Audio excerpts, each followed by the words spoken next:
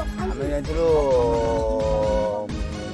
ଫେବୃଆରୀ 8ରେ ରାମଲୀଳା ବନା କରିବାକୁ। ତେଣୁକରି ଆମ ସଙ୍ଗାତ କଲା ବର୍ତ୍ତମାନ ଇଏ ବାରିକ ଢାବାରେ ପ୍ରସିଦ୍ଧ ମଟନ ଜୟ ଢାବାରେ ଆମେ ଖାଇଲୁ ମଟନ। ତାପରେ ସେମାନେ ସବୁ ଆମେ 8 ଜଣ ଥିଲୁ 1200 ପେମେଣ୍ଟ କଲୁ 6 ଜଣଙ୍କୁ। ତାପରେ ହାଫ୍ ପ୍ଲେଟ୍ ମୋର କଲେ। ତାପରେ ଚର୍ବି କଲା, ଚର୍ବିଟା ଭଲ ଲାଗିଲା, ଖରାପରେ ଭଲ ଲାଗିଲା। ତାପରେ କିଛି ଦିନ ପରେ ଝାଡ଼ା ହେଲା।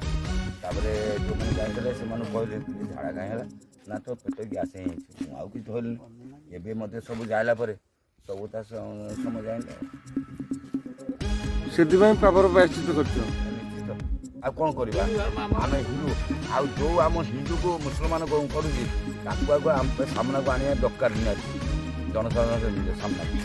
ଆମେ ତାକୁ ଶିକ୍ଷା ଦେବୁ।